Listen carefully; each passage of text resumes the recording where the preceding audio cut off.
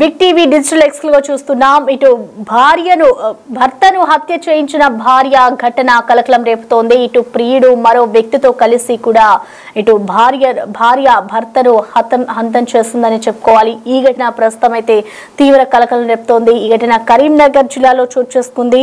Present మనం చూసుకోవచ్చు, ఇటు ఏదైతే కరీంనగర్ లో హత్య కేసు జరిగిందో అది మిస్టరీ వీడిందనే చెప్పుకోవాలి. ఇటు భర్తను భార్య హత్య చేయించింది. ఇటు ప్రియుడు అలాగే మరో వ్యక్తితో కలిసి కూడా పథకం ప్రకారమే ఈ హత్య చేయించినట్టుగా తెలుస్తోంది. ఇటు ప్రస్తుతం ఈ కేసుకు సంబంధించి పోలీసులు అయితే ముగ్గురిని అరెస్ట్ చేశారు. వారి వద్ద నుంచి కూడా పూర్తి సమాచారం సేకరించారు పోలీసులు.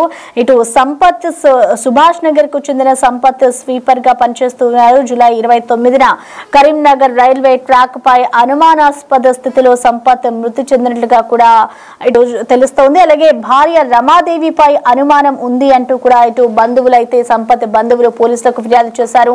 ఈ నేపథ్యంలో పోలీసులంతా కూడా ఈ ఘటనకు సంబంధించి కేసు నమోదు చేసుకుని దర్యాప్తు చేస్తున్నారు.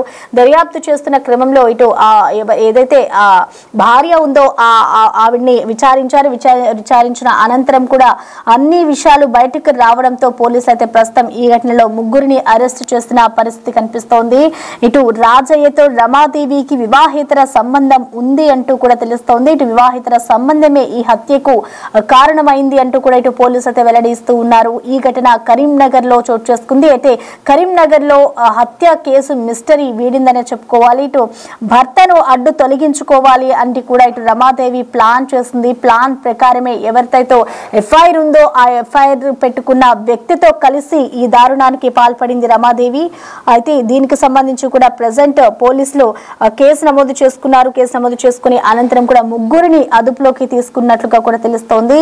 ఇటు మద్యం తాగుదామంటూ కూడా ఇటు సంపత్ ని రాజయ్య తీసుకెళ్లాడు. సిట్టింగ్ లో ఉండగానే ఇటు రాజయ్యకు రమాదేవి ఎలాగైనా తన ఫోన్ చేస్తుంది. సో తన భర్తను ఎలాగైనా చంపాలి అంటూ కూడా భార్య చెప్పింది. సో సంపత్ చెవిలో గడ్డి మందు పోశారు రాజయ్య. దీంతో అక్కడికక్కడే కూడా ఇటు సంపత్ ప్రాణాలు కోల్పోయాడు. అయితే దీనికి సంబంధించి కూడా అనేక కోణాల్లో పోలీసులకి సంపత్ బంధువులు ఫిర్యాదు చేయడంతో ఇటు భార్యపై అనుమానం రావడంతో ఇటు ప్రస్తుతం భార్యపై అనుమానం ఉన్న నేపథ్యంలో పోలీసులకి ఇటు బంధువులు కంప్లైంట్ చేశారు. సో వెంటనే కూడా ఇటు పోలీసులు రంగంలోకి దిగి ఇటు విచారణ చేశారు. విచారణ అనంతరం కూడా ప్రజెంట్ ముగ్గురిని అయితే అదుపులోకి తీసుకున్న పరిస్థితి కనిపిస్తుంది. ఈ ఘటనకు సంబంధించిన ఓవరాల్ డీటెయిల్స్ ని మా ప్రతినిధి శ్రీనివాస్ అందిస్తారు. శ్రీనివాస్, మనం చూస్తున్నాం ఇటు కరీంనగర్ లో ఏదైతే మొన్న హత్య జరిగిందో ఈ హత్యకు సంబంధించి కూడా మిస్టరీ అంతా వీడిపోయింది.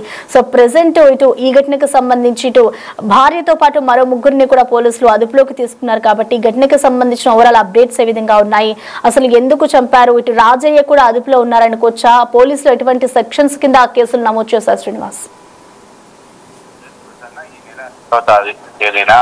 కరీంనగర్ లోని కిసాన్ నగర్ ప్రాంతం లోపల రైల్వే ట్రాక్ వద్ద ఒక యువకుడు మృతి చెంది పడి ఉండడంతో పోలీసులు అక్కడికి వెళ్లి ఆ మృతుని యొక్క వివరాల ప్రకారము అతడు కరీంనగర్ కిసాన్ నగర్ చెందినటువంటి వ్యక్తి అని చెప్పి గ్రహించడం కూడా జరిగింది. అయితే ఈ సంఘటన పైన పూర్తి వివరాలు సేకరించేటువంటి పనుల లోపల పోలీసులకు కొన్ని విస్తుపోయే నిజాలు తెలిసినటువంటి పరిస్థితి కనబడుతుంది. నిన్న కరీంనగర్ సిపి గౌసాలం ఇటు మీడియా సమావేశం పెట్టి మొత్తం వివరాలు కూడా సేకరించి మీడియా సమక్షం లోపల విడుదల చేయడం జరిగింది. అయితే రోజు నిత్యం తాగి వచ్చి తనను చిత్రహింసలు పెడుతున్నటువంటి నేపథ్యం లోపల ఒక భార్య అతని యొక్క ఎవరైతే ప్రియుడు ఉన్నాడో ఆ ప్రియుడితో కలిసి ఆ భర్తను హత్య చేయాలని చెప్పి అనుకోవడం జరిగింది. ఆ పథకం ప్రకారమే భర్తను హత్య చేసినటువంటి పరిస్థితి కనబడుతుంది. మొత్తం రోజు ఇటు కరీంనగర్ లైబ్రరీ లోపల పనిచేసేటువంటి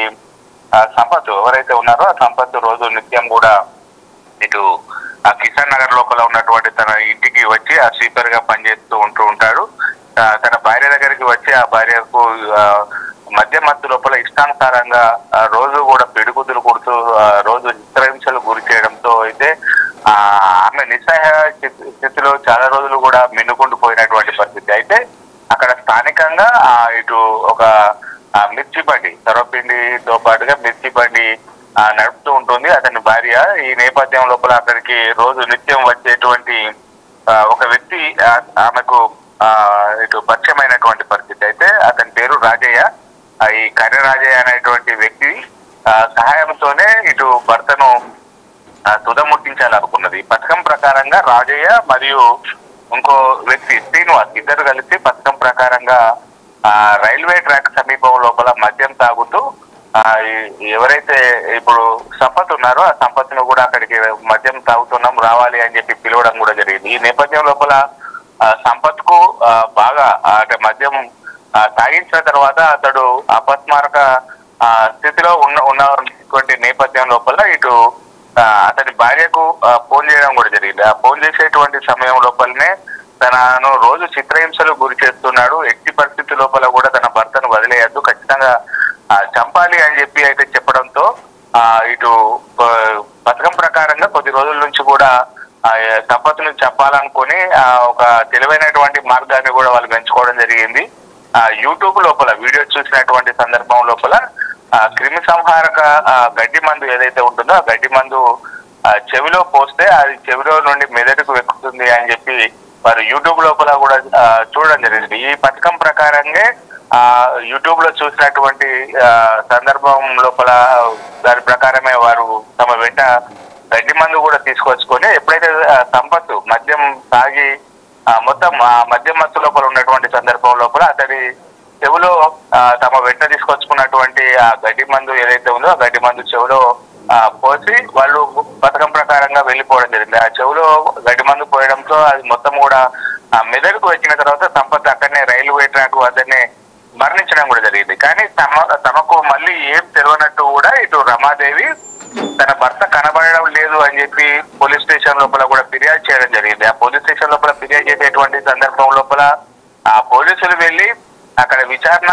చేసేటువంటి సమయం లోపల అక్కడ చుట్టుపక్కల వారు ఇటు రమాదేవికి తర్వాత ఎవరైతే ఈ రాజయ్య కొద్ది రోజుల నుంచి పరిచయం ఉన్నది అని చెప్పి వాళ్ళు చెప్పడంతో దీనిపైన లోతుగా విచారణ చేసినటువంటి పోలీసులు రమాదేవిని అదుపులోకి తీసుకొని గట్టిగా మందలించడంతో తామే ఈ హత్య చేసినట్టు ఒప్పుకోవడం కూడా జరిగింది. మొత్తానికైతే రమాదేవి తర్వాత రాజయ్య మరొక వ్యక్తి ఈ ముగ్గురు వ్యక్తులు కూడా అదుపులోకి తీసుకొని మొత్తం విచారించడంతో తానే ఆ రోజు తన భర్త రోజు తాగి వచ్చి చిత్రహింసలకు గురి చేయడంతో తన భర్తను ఎట్లాగైనా బదిలించుకోవాలని చెప్పింది. దీంతో తనకు తన ఎవరైతే తనకు ప్రియుడు ఉన్నాడో ప్రియుడు మరొక వ్యక్తి ఇద్దరు కూడా సహకరించడం జరిగిందని చెప్పి పోలీసుల ముందు కూడా మొత్తం నిజాలు ఒప్పుకోవడం కూడా జరిగింది.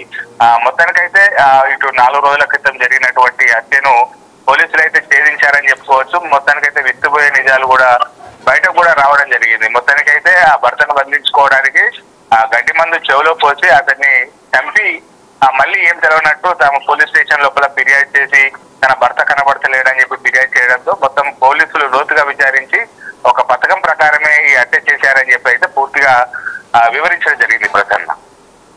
Right Srinivas, thank you.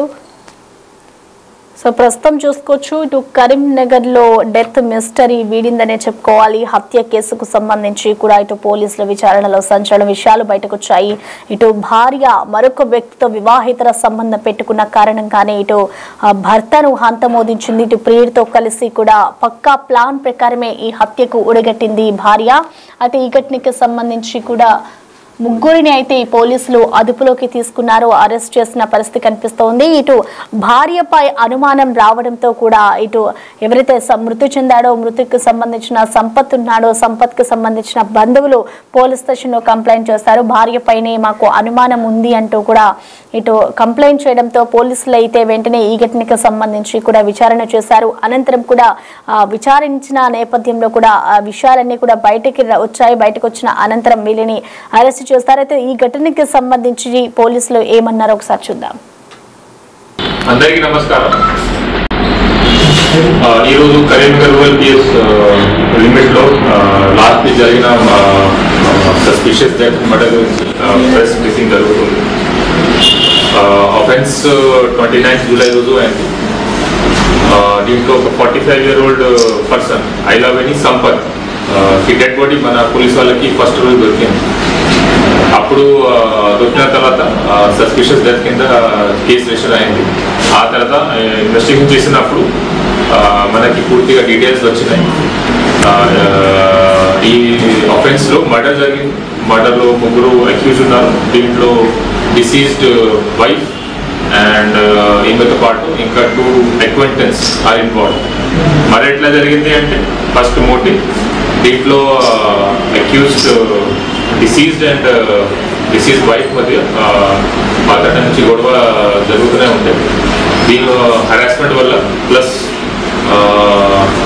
Diseased wife and accused A1 Rajayya వాళ్ళ మధ్య కూడా ఇల్లిసిట్ రిలేషన్షిప్ కూడా ఉంది.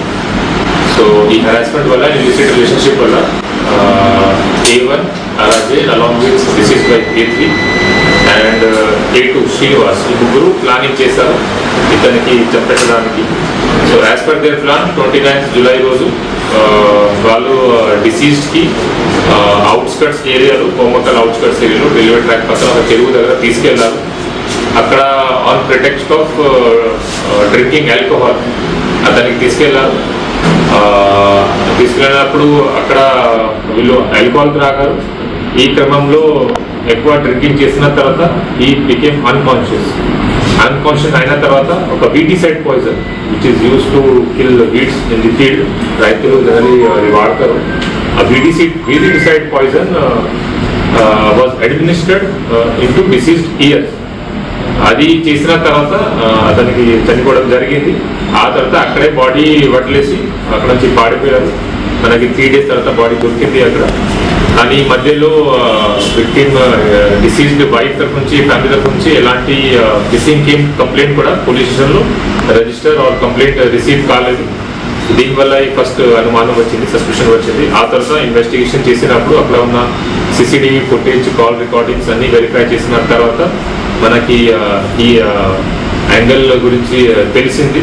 సో దీంట్లో ఉన్న accused members deceased wife for criminal conspiracy for conspiring to murder her husband, then accused A1 and A2 for actively conspiring and using herbicide poison for killing the deceased. ఈ ముగ్గురు మీద murder case నమోదు జరిగింది. And ఈరోజు ఈ ముగ్గురికి ఇక్కడ ఈరోజు రిమాండ్ చేస్తున్నాం. సో దీంట్లో ఉన్న రిలేటెడ్ ఎవిడెన్స్ కూడా సీజ్ చేస్తాము. మనకి సీన్లో దొరికిన వీటిసైడ్ బాటిల్, ఖాళీ స్ప్రైట్ బాటిల్, ఇది కాకుండా లిక్కర్ బాటిల్స్ అండ్ అక్యూజ్డ్ పొజిషన్లో మొబైల్ ఫోన్స్ కూడా సీజ్ చేయడం జరిగింది.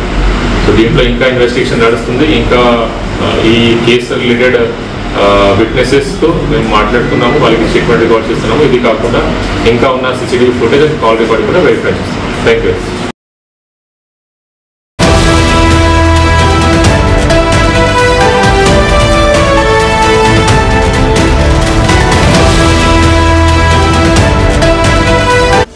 The Big Folk Night 2025 celebrating the soul of Telangana. August 23 సాయంత్రం 6 గంటల నుండి LB స్టేడియంలో. టికెట్స్ బుకింగ్ కోసం ఎంట్రీ వాలా యాప్